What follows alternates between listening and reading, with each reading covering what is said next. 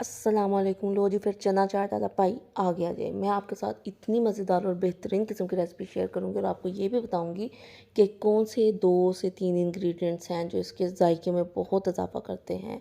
तो फिर टाइम का ज़ाया क्यों करना, हम चलते हैं अपनी रेसिपी की तरफ। इसके लिए सबसे पहले देखें, हमने इस्तेमाल किया काले चने। इनको बहुत अच्छे से बॉयल कर लिया था। उबले हुए आलू इसमें जाएंगे, इसमें जाएगा चॉप किया हुआ बारीक प्याज, सब्ज़ मिर्चें जाएंगी, सब्ज़ धनिया जाएगा।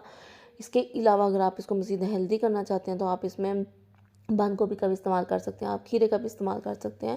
वो तो फिर ज़ाहिर है जितना आप हेल्दी ऑप्शन चाहेंगे आप इसमें चीज़ें ऐड करते चले जाएंगे, लेकिन यहाँ मैं आपको सिंपल जो चना चाट होती है इस टाइम वो बता रही हूँ। ठीक है, आपने ये चीज़ें लेनी है। अच्छा, आप अपनी पसंद के मुताबिक ये चीज़ें इस्तेमाल कर सकते हैं।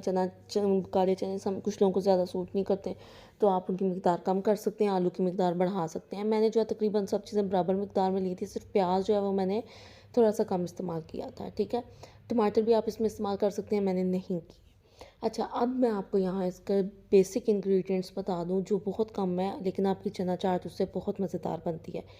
जनाब, इसमें जाता है नमक आपके पसंद के मुताबिक, इसमें जाएगी कुटी हुई लाल मिर्च आपके पसंद के मुताबिक, इसमें जाएगा भुना और कुटा हुआ ज़ीरा।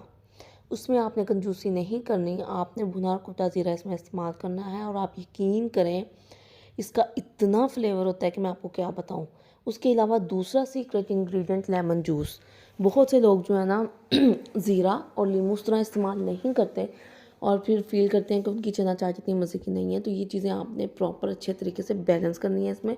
उसके बाद मैंने तकरीबन जो है ना ये आधा आधा कप सब चीज़ें ली थी और उसमें मैंने तकरीबन हाफ़ टी स्पून से ज़्यादा ही ज़ीरा इस्तेमाल किया था और उसका बड़ा प्यारा अच्छा फ्लेवर आ रहा था, प्यारा चलो खैर है, चलता है अच्छा तो उसके बाद जो इसमें चाट मसाला जाएगा और साथ इसमें चला जाएगा आधा टी स्पून अच्छा सी मिकदार में भुना और कुटा हुआ धनिया।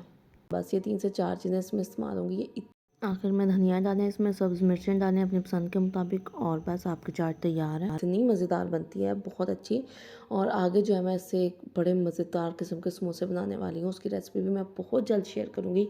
चैनल को सब्सक्राइब कर लें, कोई चाहिए कम ही कर लिया करो। तुझे मुझे दें इजाज़त, फिर हाजिर होंगी मज़ीद पुठी सीधी रेसिपीज़ के साथ। अल्लाह ने के बाद।